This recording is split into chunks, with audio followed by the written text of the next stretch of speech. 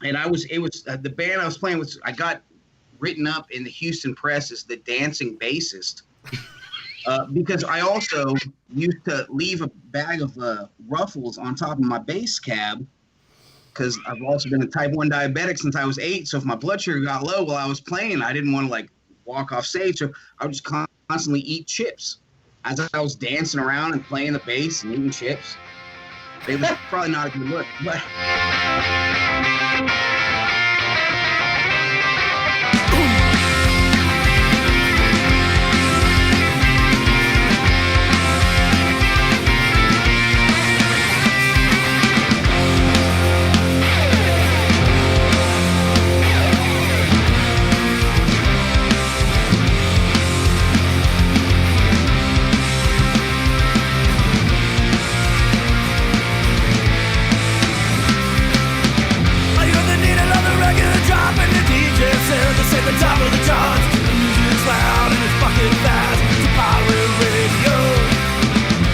Hi, welcome to 3 Gigs Podcast. My name is Dominic Davy, and I play bass in the band Tsunami Bomb.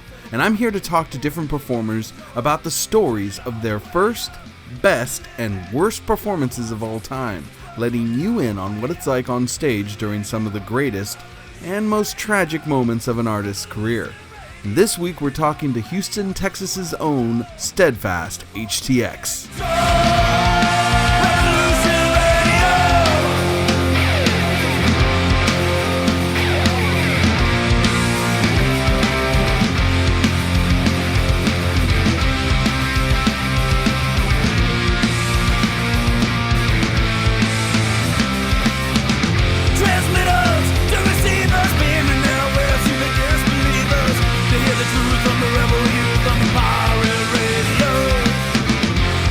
Welcome back, everyone. It's been a long break, and let's be honest, a hell of a year.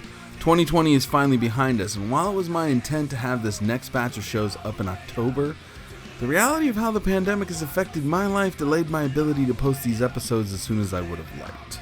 But hey, it's 2021, it's a brand new year, and while we're still in the grip of the COVID-19 pandemic and there's still no performances or tours on the horizon, we can still take a moment to share some fantastic stories of what it's like on the other side of the stage when shows can happen.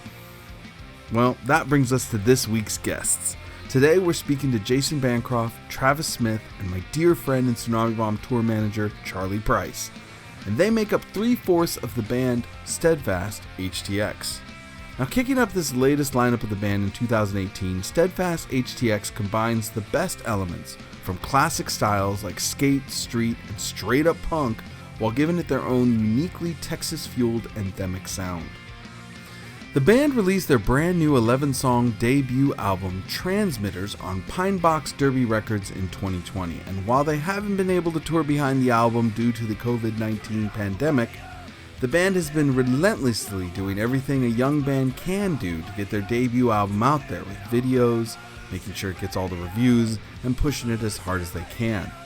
Now this band has one speed, full throttle, and they play with all the sincerity and honesty as only a working class punk band can, and they live up to their name, being resolute and unwavering in their sound.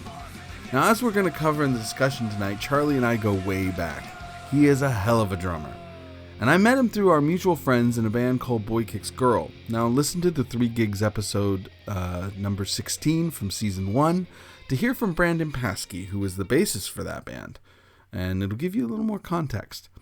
And while he would put on shows for Tsunami Bomb in the Houston, Texas area every time we would come through, we loved playing with his band Next to Nothing, and we did as often as we could. He and I became friends, and I have to say he's one of the finest men I have ever met.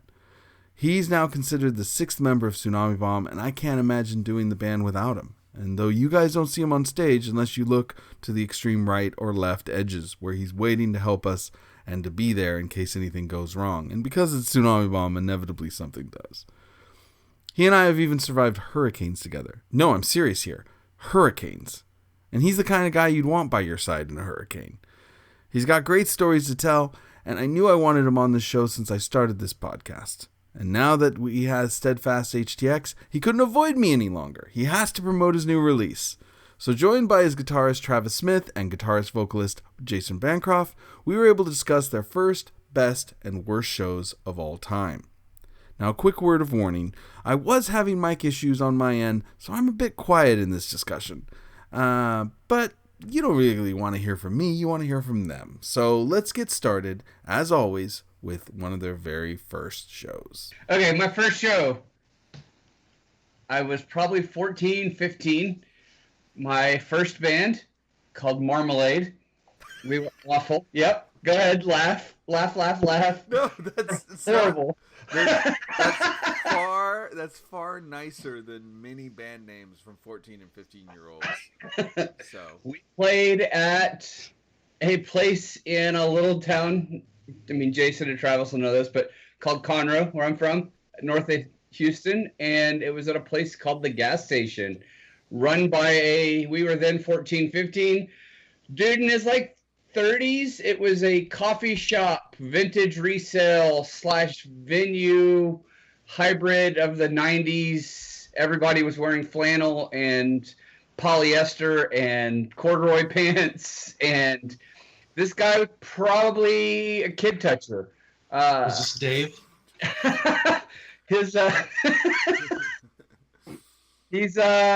He preyed on young women, and they just would hang out at his shop because he was so cool. And yeah, we played a bunch of Weezer covers. We butchered a couple Nirvana songs. This might also be my worst show. And yeah, it was awful. It was absolutely horrible. But yeah, that was my first show. Not too exciting. We played a bunch of whatever was on the radio in the 90s, a couple originals that were real bad. And we did a Minor Threat and a Sonic Youth song in there as well. Yeah. Did you have a good crowd? Like, was it packed? Probably for a venue like that, there was probably the normal 30 people that hung out there every day of the week. Yeah. It was horrible. But yeah. Did you think it was horrible at the time, or were you like, yeah, afterwards? We were cool as hell. Okay, so you were, because I mean, you continued, you kept playing. So oh yeah. You must not have walked away going like, that was the worst thing I've ever done at the time. Yeah, it was. Look, in hindsight, it was god awful. Yeah, well, there's no denying that one for sure. That's hilarious. All right, next, what was your very first show? Either one. Jason, do you want to go? What was your first? Yeah, sure, I'll go. So I was about the same age, 15, growing up in the suburbs outside of Houston. A couple skater friends and some dudes from high school decided to start a band. We called ourselves the Groms because we heard that was a cool California term for poser out on the surf posers. So we were the Groms, you know. Our bass player booked us a show at the legendary Fitzgerald's here in Houston. Mm-hmm. Except it wasn't Fitzgerald's. It was downstairs at the place called Zelda's. So it was a really awful place. Had I mean, no, it was cool, but it was awfully decorated. Let me rephrase that. It had nothing but like weird ties, like just ugly ties stapled all over the stage, all over the beams, all over the ceiling. Ties. And yeah, it was something out of like an awful Jim Jarmusch movie that like you wish ended 2 hours before it actually ended. It was a horrible little just corner of the bar. But it was also one of those, we'll let you play your first gig here if you buy these tickets and you sell them ahead of time. You know, you pay to play. Right. We're high school. We didn't really know. So we did it. There was maybe 2 people there. The lineup was completely different than it ended up becoming. And I think it was because of that first show. There was nothing special about the show, and it was actually really horrible. I was playing guitar. I later moved to play the bass in that band, but I was playing guitar, and I was not a guitar player, and I just looked at my shoes and the strings the whole time. And I remember looking at the singer that we had. You're still not a guitar player. I know. I'll learn one of these days. Right after I learn how to sing. But I remember looking at the singer and just like, no, this isn't what I want to do. So first show, it was really bad. I think my dad was one of the two people that were there, which was really weird because I think that was probably the only show that he ever went to. But I learned two things, right? That wasn't what I wanted to do right then and there. And so we ended up changing the lineup. And then the other thing that I learned was that I didn't like just going with the flow. I had to be in the mix, writing the songs and having a decision on the band, because at the point that we had our first show, we shouldn't have had our first show. I mean, we were playing Boy George and Cure songs and writing really bad skate punk songs. And it was nothing. It was a mess. I mean, it was a complete mess. But it was important to have that mess, you know? Absolutely. It's interesting. Like, so you knew right away. You're like, okay, I like doing this, but I don't like doing this way. I knew that I didn't want to be in the background. I didn't want to be the guy looking at my shoes, right? Trying to hold my fingers to the strings. I didn't want to be the guy saying, "Hey guys, this is the cover that we're gonna play," and I'm just the guy who says, "Okay, yeah, we'll do that." Mm-hmm. Yeah, so it kind of gave you the resolve to go, okay, I'm gonna have to be more of a front man here. I'm gonna have to be more of a leader in the band. Well, that still took me a couple of years, but as far as the direction and image of the band, I was involved in that, writing the songs. I wrote half. Eventually, the other guy, Zach, wrote the other half, which we ended up going off and doing another band after that band. But it was just, I didn't want to be complacent and just go with the flow. It wasn't the right thing. All right. So, okay, so we got two traumatic first show experiences for you guys. Travis, how was your first show? My first show was super rad. It was awesome. It was, again, that same age, right? 14 or 15, but it was in another suburb of Houston. But it place, it was at a laser tag place, right? Laser Rage was the name of the place. But they had, I know, it sounds terrible. No, but they had a whole other room that had like a stage 4 feet off the ground, like a big spot. So they had a whole actual place for people to come in and perform. So it was awesome. Again, it was like 3 bands from the high school. It was good. We were Stay at Home. There was another band, Haphazard, and then the Mean Reds. And it was all like at the end of the year, the school year. So it was like literally the night before, like you go and you take all the end of the year tests in high school, right? Like that week where all that bullshit starts. But like tons of kids from the high school showed up. And the only thing I remember about because my memory kind of blows, but I remember, and this is kind of the thing, I move around a lot on stage. I'm not comfortable standing still. It's the opposite of Jason. I do remember accidentally kicking my shoe off, and it went into the ceiling, and it knocked out a ceiling tile, and my shoe actually got stuck in the ceiling above the pop-out tiles. So that was like song number 2. So the rest of the show, I played with one shoe on. It was saying now, I don't know how to blast. It was a great time, and I've hooked ever since. I was definitely in a band before that, and we had like a couple songs that we put out on like a CD, but I don't remember what the band name was. I don't think we ever played like an actual show. I remember the words to the song, but I don't remember the name of the band. Like it was bad anyway. I wouldn't bring it up if I knew. Yeah. So, but yeah, my first show was laser tag at a Laser Rage in Stafford. It was awesome because it was right next to Dex skate park, and I used to go to, anybody who's familiar with Houston, and we only have so many skate parks back then. Dex was a big one, and so it was right down the street from there. So I used to be in there all the time, but you had a blast, man. I was hooked. It wasn't bad. Every show I go into thinking it's going to be the worst thing I ever do because I know I'm going to fuck it up. Like I'm never going to play 100%. But so I always go in nervous, and then it takes like 30 seconds, and I'm like, nah, it's good. Everything's fine. We're fine. That was number 1 for me.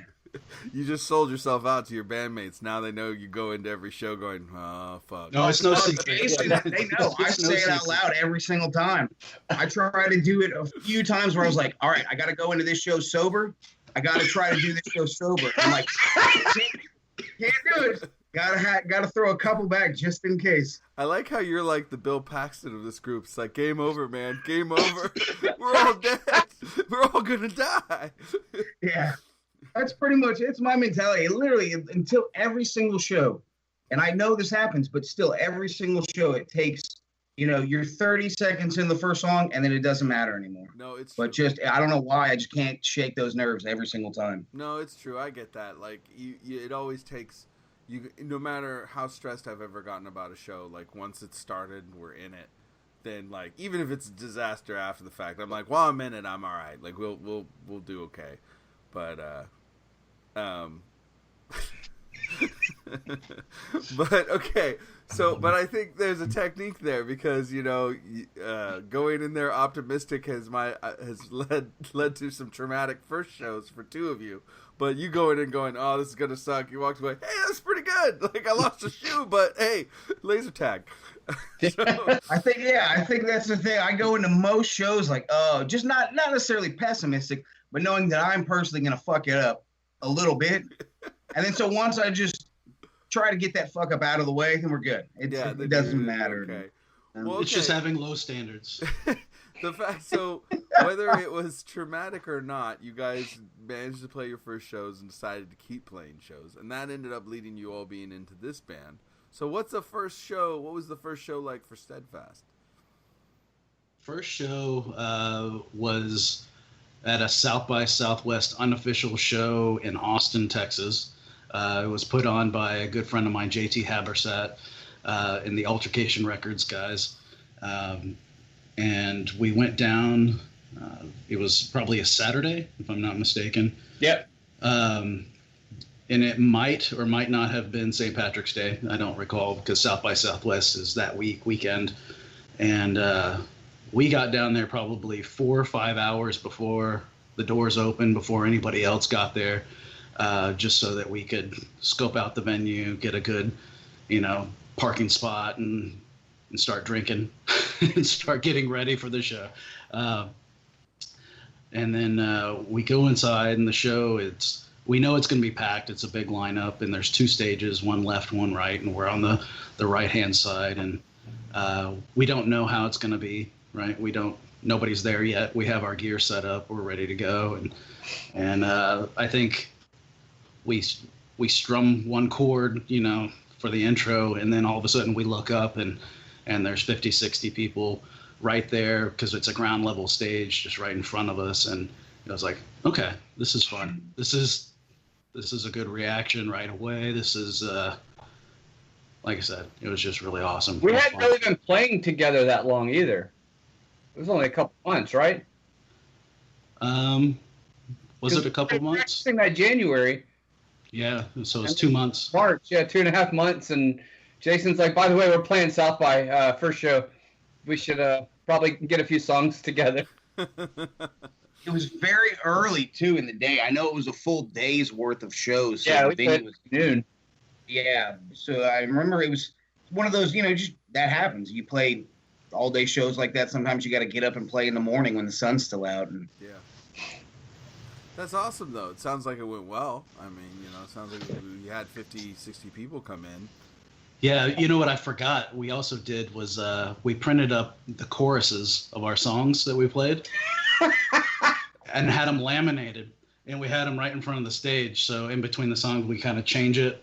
And so a couple of like our friends or people who were in the crowd, like they'd come up and they'd look at the chorus written down right there. And they'd be, oh, okay, I'm going to sing along with them. And so we got them into it. As just short of being that emo backpack kid in 1994 passing out lyrics to the set while everybody's sitting down while the lights come on between bands, Pass out a little church pamphlet and be like, tonight's service shall include these songs, and here's the lyrics. But it was cool. It was like little laminated cue cards, so it at least made people remember us that day. So it helped. That's awesome. That's hilarious. That's right. I understand that, like, I mean, for your first show, you're kind of like, you hope for the best, you hope for whatever. But, like, Charlie will tell you, like, I agonize routinely before shows start where it's empty, and I'm like, oh my God, nobody's coming. Nobody's going to be here. Why are we doing this? Oh God. And then then when it's packed or people show up, a crowd, like, shows up, I'm like, oh, look at that. everybody? You know, it's like that kind of stuff. So I know that feeling of like, okay, well, let's see who we play in front of. And you look up and you're like, oh, there's a crowd. This is awesome. You know, and it's immediately like, okay, thank God. Okay. Now the pressure's on and we play 10 times faster than we normally play. And... Always. Yeah, that's something we've realized that we're well aware of it, but still, everything we play live is 10 times faster than we practice. We don't practice it fast, and I guess that's all Charlie's fault. Since I don't want to point. Charlie just gets super excited. Yeah, all right, boys, let's do this. 1, 2, 3, 4. Yeah, that's pretty much it. That's awesome. Okay, so if that's the story of the first show for Steadfast and the first show for all of you guys, what would be a standout for all of you, for all your bands, everything you've done, this band, other bands, everything? What are some of the best shows that you've ever played? Like a moment where you were like, this is why I do this. This is why this is amazing. I'm never, you know, it could be a moment you never forget or a feeling where you're like, yes, it all worked. You know, just something that stands out. Charlie, what about you? What's one of your best shows? Well, mine's a little more not so much pumped up about the music, but for me, my more sentimental, I guess. That works. Best show was probably the first Next to Nothing show. It was thrown together. We were only banned for a couple months, and Boy Geeks Girl had played in Houston the night before. Boy Geeks Girl is from San Jose. San Jose. We've had Brandon on the podcast, who was the bassist for that band. Sorry, just throwing it in so people know the reference. Ties all this together. There's some friends of mine. I had reserved a community center for them for some showcase they were trying to do, and they bailed. And it was the next day, and I told Boy Geeks Girl, I said, hey, they were worried after their show about the one they were headed to in Corpus. I said, if it falls through for whatever reason, just give me a call and we'll throw together a show. I've got this community center reserved. And sure as shit, they called me middle of the night. Hey, we drove to Corpus and it was canceled. Can we come back and play that show? I was like, well, oh shit. Okay. So Next to Nothing played our first show. We had about 3.5, 4 songs, threw together some other local bands, but that show, helping those guys out, kind of spawned a lifelong friendship with Brett Holt and Brandon. And Brett kind of took me under his wing as far as DIY booking, touring. I started booking all the shows for Dan Garcia, who was at the time Tsunami Bomb's booking agent, and that kind of just spiraled the friendships that I've got with you guys and Brandon and Boy Geeks Girl. And it's crazy how that works out, because like you bring up Brett Holt, and it's like, yeah, he doesn't play music professionally now. He's not in the scene, but he was a guy for a long time that taught a lot of people at least in the scene. You know, he wasn't even from the town I was from, but like we became friends through doing shows, and he taught a lot of people how to tour. Oh, absolutely. You know, like he's just one of those guys that like had it on lock. He went out and like crewed for Tsunami Bomb one year, and like playing shows, he would like show you how to book shows. He'd put shows together for you. He'd plug people in together, and he was a real linchpin for a real long time for a lot of people out of the Bay Area, and how people from the Bay Area interacted with everybody else, including us. That's how we knew each other, is through Brett. Yep. It's so crazy how that works out, but yeah, I'm gonna have to like dig him out of retirement, make him do this, because I'd like to hear what he has to say, because I bet he has some great stories. Absolutely. That's awesome. Yeah, because that's the band you were in when we met. Was Next to Nothing. Yeah. So what about you, Jason? What's one of the standout shows for you? Something that really like you just never forgotten. Well, so we have to go back to about, I don't know, 10, 15 years. I was living in Austin. I was in a band called Black Star Brigade.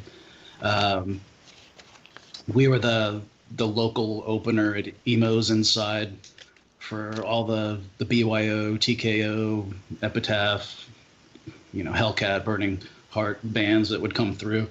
We just, be lucky enough to get on those shows and have fun playing. But after a couple of years of being in that band, I just got to the point where we had a couple turnovers, people leaving the band, and got to a point where I was going to turn it over again. And I was like, yeah, this is going to be a long, hard battle to relearn and write new stuff with new people. And at the same time, I had just gotten married 6 months before, so I broke up the band and I said, okay, guys, we're done. Sorry about that. 3 weeks later, I get an email from Graham at Emos and said, hey, Rancid's coming through. They're playing 2 nights in a row and they want you guys to open. So then I had to save face and call everybody back up and say, hey, I know we just, I broke up the band and you guys are kind of pissed off at me, but we're going to play one more show. So it's a good vindication, you know, of our career to go out like just with a packed Emos outside. We had only played Emos inside. And it is kind of funny to hear that, though, like to get that call and be like, what do you want? And you're like, you want to play with Rancid? Yes, I do. I'll be right there. I'm on my way. Okay. It was funny. It was like, but dude, you said we're broken up. And I was like, yeah, we are. We just don't tell anybody because that might make some people mad. But at the same time, you know, not that we deserved it, but we wanted it. So let's go out on top, like the best that we can and play a good show and call it a day. And so that was really cool. You know, we didn't play both nights. We played the first night, which was a Saturday, and I think the second night was the Sunday. And they asked us to come hang out the next night, and so it was really rad lineup. So it was, the first night was us, the Briefs, and Rancid. Second night was Complete Control, Street Dogs, and Rancid. Wow. So it was, they're awesome lineups. Yeah, I think we lost Travis. No, my camera just died. It's well, you look much better now. Oh, okay. Man, that's a hell of a way to go out, man. Like a big Rancid show. That's cool. I mean, I think that was an appropriate way to, like, that's a cool way to close a chapter, you know, to kind of go, okay, this, I've not changing my mind on this not being right for me, but this is a good way to end it and close that book, you know. Yeah, I mean, I think everybody's had so many great shows. I mean, I remember playing a South by Southwest, living in Austin, playing this little dive bar, and I look up in the middle of the set and Gary Shandling is standing right there at the end of the bar looking at me. Like, that was awesome. You know, we played one show and you just never knew who was going to pop up. But, you know, with Steadfast, it's, even if we have a bad show, it's not a bad show. Right. Like, they're all really awesome. Like, we have fun. I've never had this much fun in a band before. So like, the best is a Steadfast show for me, compared to all my other bands and shows that I played in. Like, this is tops. You can't beat it. I will say that from the, you know, I haven't gotten to see you guys live yet, but I've heard the music and I've seen videos of you guys playing. I've seen clips, saw your music video. You guys do look like you're having a lot of fun together. Like, that's for sure something that comes across in the band, that you guys are all just having a great time, which is a cool thing to, you know, it's a cool thing to be you know, to have your band show, is that it looks fun. It, you know, watching you guys is fun because you guys are having fun. Oh, yeah. It's genuine. We love each other. It's awesome. That's so great. I know laser tag is hard to top. It is. It's a tough one. What would be one of your best shows of all time? So one of the best shows, and it's one because it's a band I love, and it was kind of random. Jason and I used to be in another band called Jason Bancroft and the Wealthy Beggars, and it was plural for a while, even though the first couple years I was the only wealthy beggar. But it was Jason, like, it was that folk punk kind of, I mean, that's what it was. It was acoustic punk. It was, I mean, there wasn't any other way to put it. That's what it was. It's kind of just punk songs on acoustic guitars. So we went on this tour. It was like 2 weeks, and we actually went with a band called Murder the Stout, which was it's a Houston-based band, but it's like a Celtic band, right? Except instead of them all being Irish, the cat's Scottish. So we'd play a bunch of Scottish songs, but we play a bunch of Irish songs too. But then people get mad when you play Scotland the Brave at a big Irish festival. So we went on this big long thing where we did that. It was 2 weeks. It was awesome. We had a blast. But we literally left Houston, Texas on a Tuesday, I think it was, at like 6 o'clock in the afternoon. And then we played Huntington Beach the very next day, like 24 hours later. Because, yeah, what I then found out, which I guess I should have known, but if you go from Houston to El Paso, and you're still in the state of Texas, that's halfway from Houston to LA. Yeah. So you can drive 12 hours straight from Houston towards LA. One, you're still in Texas, and you're only made it halfway.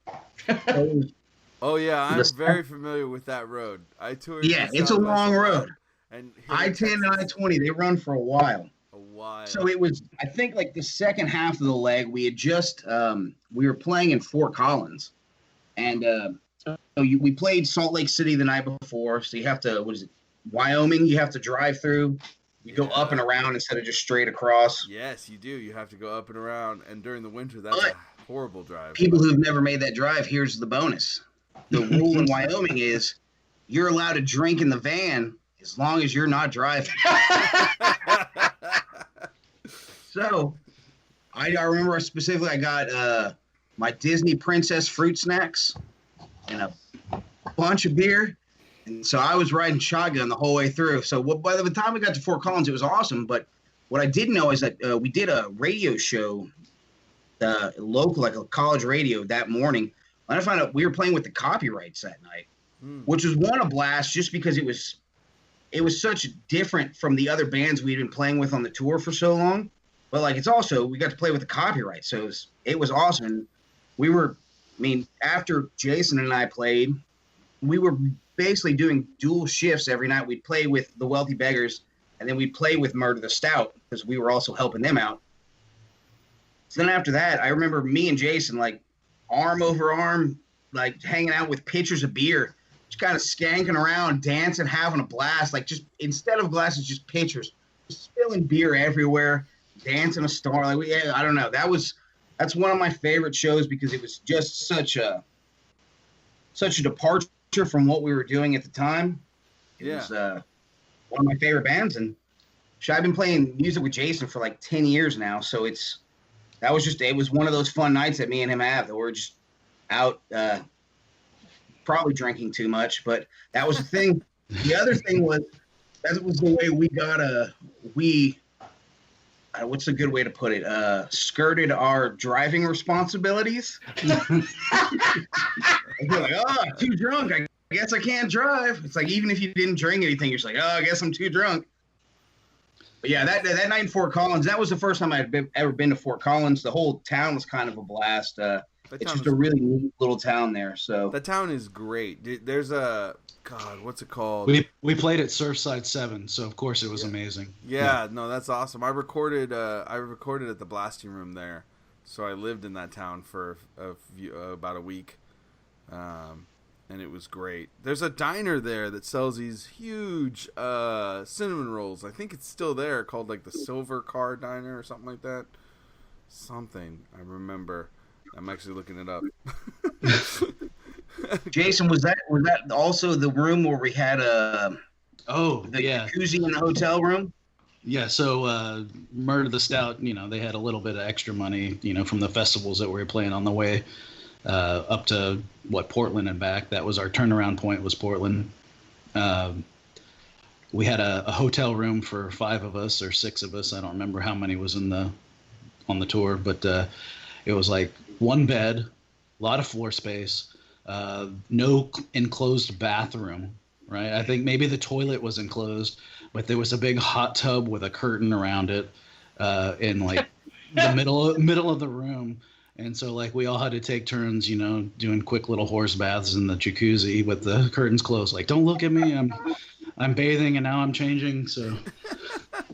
Oh, and the place I'm thinking of is Silver Grill Cafe. They even have a big picture of a giant cinnamon roll. So if you ever go back to Fort Collins, grab one of those cinnamon rolls. It's worth it. I swear to God, I've never forgotten it. Travis, about the Fort Collins show, with the copyrights, I don't know if you remember it or not, but that was like an offshoot. They were opening for 7 seconds on a run. The copyrights were, and they had Mikey Erg playing drums for them. Oh, cool. And he was really cool hanging out with us, and I know he whispered to us like, "Don't get me too drunk; they're gonna be mad at me."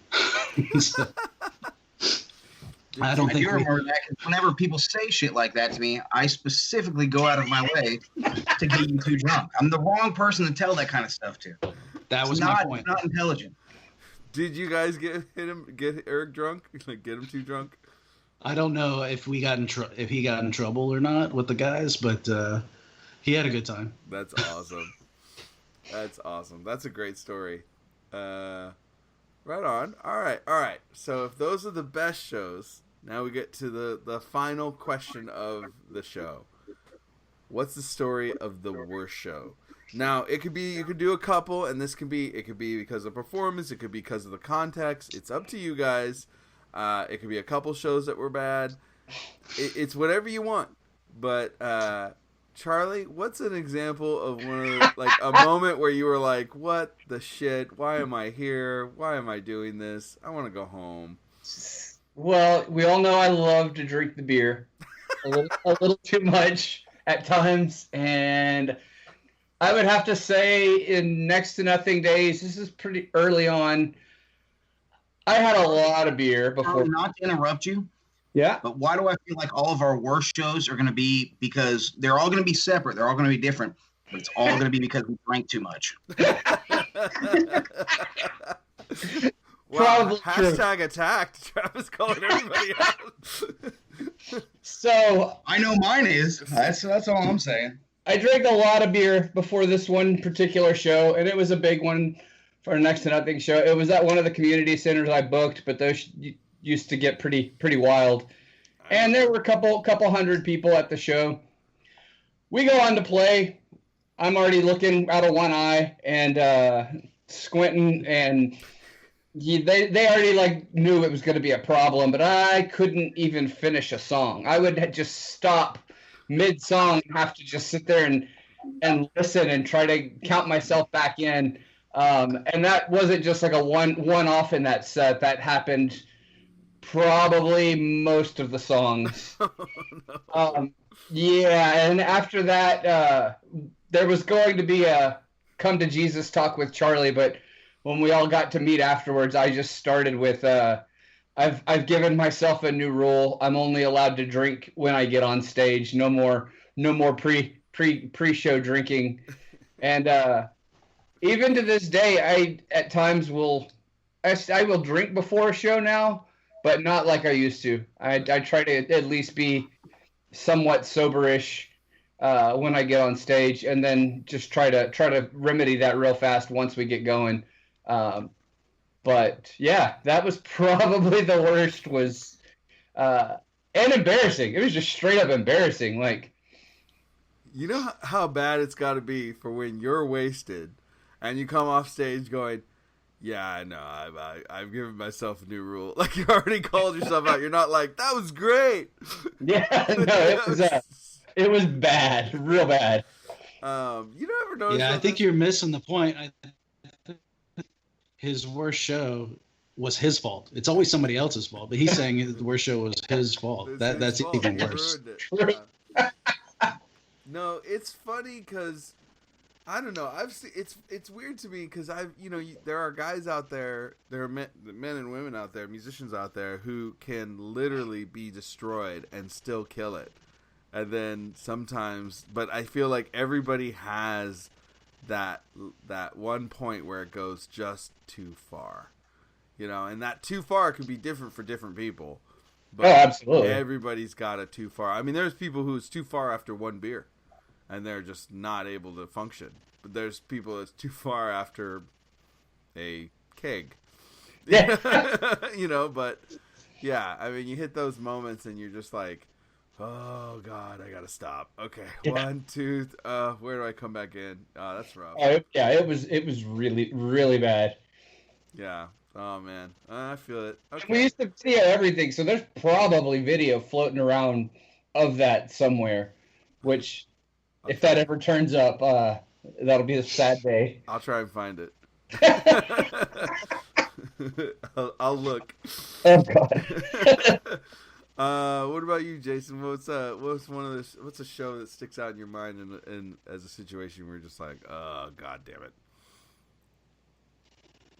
I've played a lot of those. I've played a lot of bad shows. I'm sorry to hear that. I've played no, but it's all awesome that I play bad shows.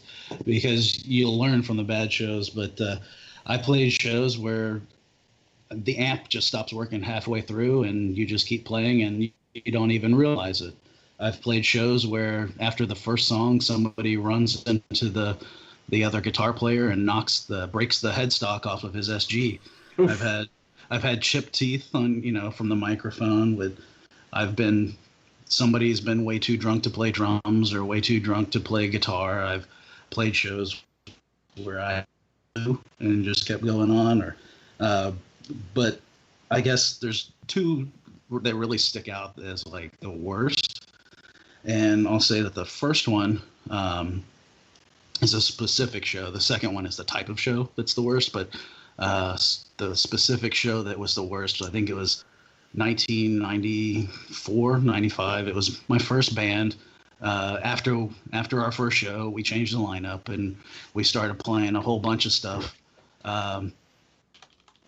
And starting to make a name for ourselves. And we were playing with this band. I think they're fairly well known, at least here in Houston, called Middle Finger. Charlie, you know those guys, Yeah. right? Those are my homies. Right. So we're playing, and we show up at this bar. We're high school kids. We can't drink, so our goal was to play and go home. Right. It was probably even a school night. Who cared? But we get there, we set up, we're waiting to go on. The bartender or whoever the sound guy is at this bar, I think it's called Edge Bar. Do you remember that place? It was next to a Thundercloud Subs. Oh yeah. So we're waiting to play, and they're like, "Oh no, the NBA playoffs are on. The Rockets are on. You can't go on until we know that the game is won, right?" And so we're waiting, and I don't know if it was like halfway through the basketball game, but all of a sudden it went to breaking news. And that breaking news was O.J. Simpson is on the run in a white Bronco. Oh my God. So needless to say, we played first at probably 12:30 p.m. or 12:30 a.m. Let me rephrase that. Oh my God. Yeah, that was like we just sat around doing nothing. Underage, couldn't drink. Can do nothing but watch the news at this bar and watch everybody else have a good time laughing at O.J. Simpson and bitching that the basketball game got interrupted for that. That was a pretty bad show. But the worst type of show is, and I think everybody here probably has experienced that show but hadn't really thought about it before. But when you know it's going to be somebody's last show with the group, either you're about to kick them out or that they're about to leave the band, like you can just tell. Like those are the worst shows. Like I've experienced both, like, hey, I know that this guy's about to leave, or I know that I'm about to, like, after the show be like, hey, I'm not playing with you anymore. And so like the show we've got coming up in July with Travis. Furlough that to 2021, buddy. That's what they're saying. Yeah, until next year.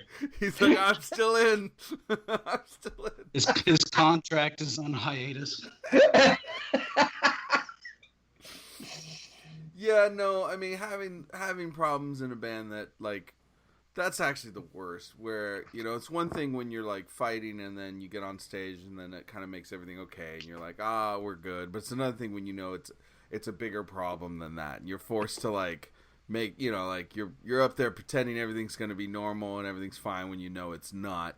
You know in your head that this is going to result in a discussion, or you can see that they're just over it and done.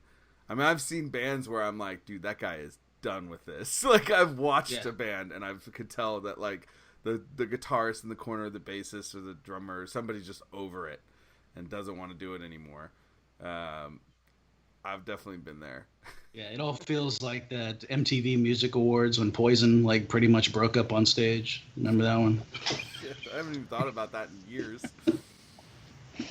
Oh, man. Yeah, you can kind of sometimes see it, especially if you know what to look for. Just seeing somebody over it. But, yeah, that's rough. All right, Travis, what about you?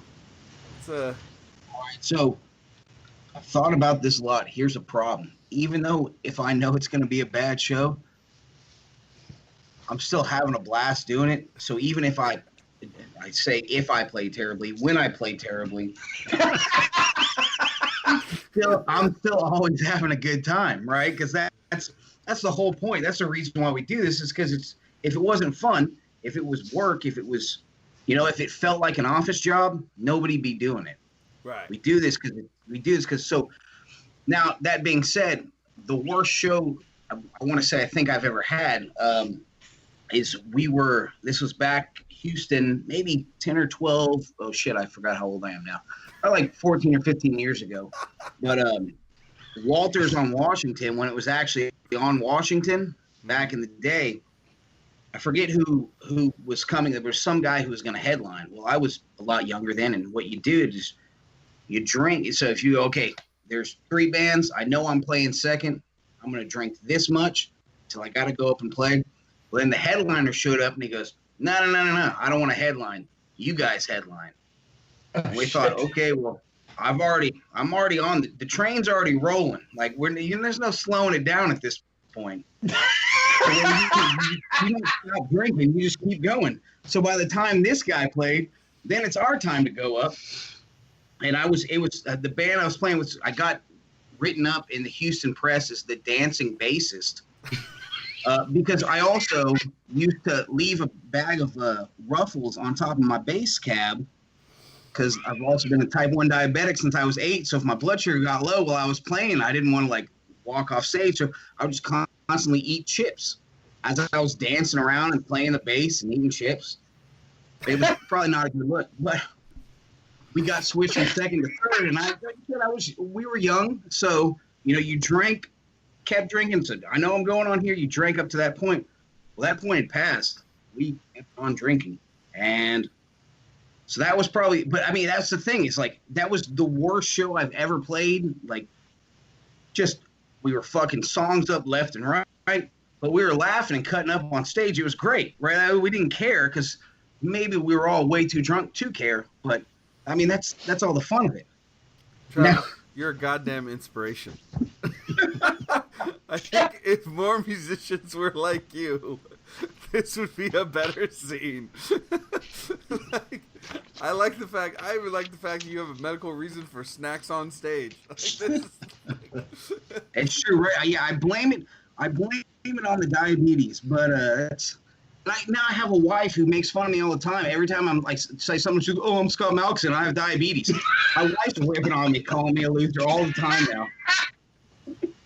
Hey man, you don't need no justifications for snacks. You can have all the snacks you want to. You keep all the chips on your amp as you want to. Now that being said, I don't like to get political. However, type 2 diabetes is not real. It's being a type 1 diabetic since the age of 8. My mother-in-law has it. Type 2 diabetes is not real. Fix it with diet and exercise. I'm really, really jealous that you can do that. Not that I diet or exercise, but if I could fix my diabetes, I'd probably still have diabetes right now.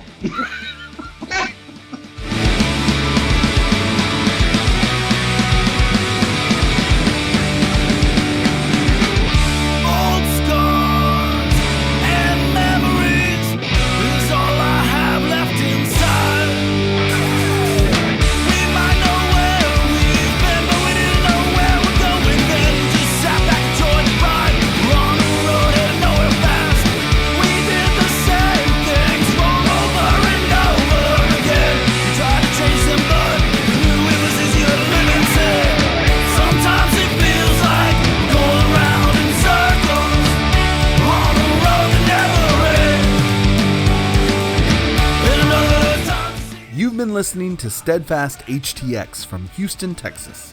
If you want to know more about the band, check out their website at steadfasthtx.com. You can follow them on your favorite social media platform, and you can hear their new album Transmitters, which I actually did the cover art for, on all streaming apps like Spotify, Apple, or whichever one you use. Check them out. They're worth your time. If you are enjoying the podcast, please check out our website at 3gigspodcast.com for more episodes and some site exclusives. In fact, some of our episodes are actually articles only, so you might want to check it out. You might be surprised what you find. And if you like the show, please actually do me a favor. Please tell at least one person you know about the podcast. Just one, at least. If everyone told one person about the podcast that you thought would be interested in the show, that would be incredible. We have some amazing guests and some great stories. So if you know someone who would enjoy those stories, let them know about the show, and I really appreciate it. We open the show with the song Transmitters, the title track from their debut album, out now on Pine Box Derby Records, and we're closing the show with Old Scars from the very same album. Again, check it out, Steadfast HTX, the album's called Transmitters. I hope you enjoyed the show. Make sure to check out our other episodes even if you don't know the artist, because sometimes the best stories are from the artists you've never heard of. I promise. You'd be surprised. My name is Dominic Davey, and this has been 3 Gigs Podcast. Thank you so much, and we'll see you next time.